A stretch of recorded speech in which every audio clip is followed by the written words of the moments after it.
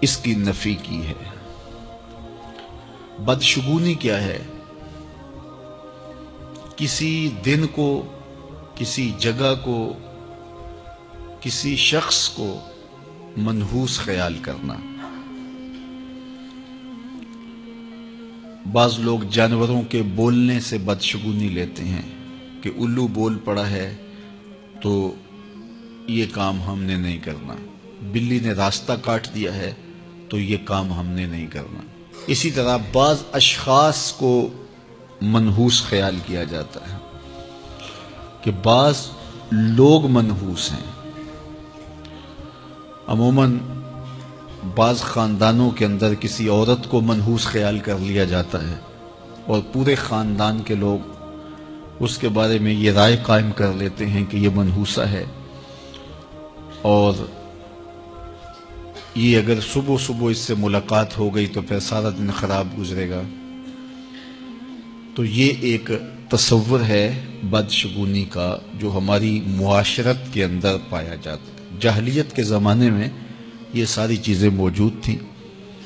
آقا کریم علیہ السلام تشریف لائے تو آقا کریم علیہ السلام نے ان ساری چیزوں کی نفی کی اور اللہ پر توکل کرنا، اللہ پر بھروسہ کرنا سکھایا۔ علماء کی صحبت میں بیٹھنے والے لوگ کافی حد تک ان چیزوں سے بچے رہتے ہیں۔ عام لوگوں کی زندگیوں کے اندر یہ چیزیں موجود ہوتی ہیں۔ جاہل پیروں، ملنگوں اور یہ بنگیوں چرسیوں کے پاس بیٹھنے والے لوگوں کے اندر تو کوٹ کوٹ کے یہ ہندوانہ چیزیں رچی بسی ہوتی ہیں۔ اس لیے ہمیں شریعت بیضاء کے مطابق ہی اپنی زندگی گزارنی چاہیے اور اپنے نظریات شریعت سے ہی لینے چاہیے۔ اہل علم کی صحبت میں بیٹھنے سے نور ملتا ہے اور حقیقی رستہ نصیب ہوتا ہے۔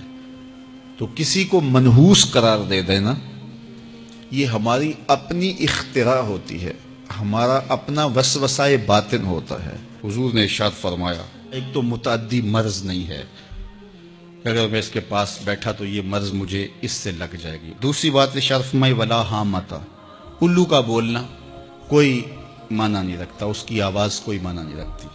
تیسری بات فرمائی اور نہ ہی ستاروں کی کوئی تاثیر ہے کہ فلاں ستارے کا یہ اثر ہے۔ اقبال کہتا ہے یہ ستارے میری قسمت پر کیسے اثر انداز ہوں گے جو خود افلاک میں زار و زبوں گھوم رہے ہیں۔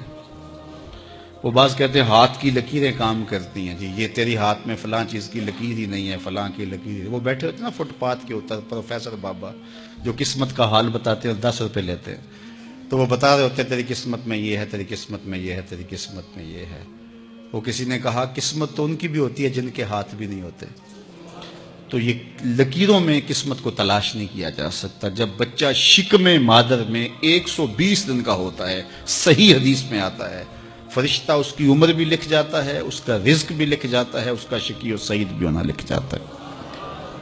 لکھ دیا گیا، قلم اٹھا لیے گئے اور صحیفے خشک ہو گئے، اب کوئی نہیں لکھا جائے گا۔ تو جو شکم مادر میں لکھا گیا۔ اور چوتھی بات اللہ کے محبوب نے فرمایا کہ سفر کچھ نہیں ہے۔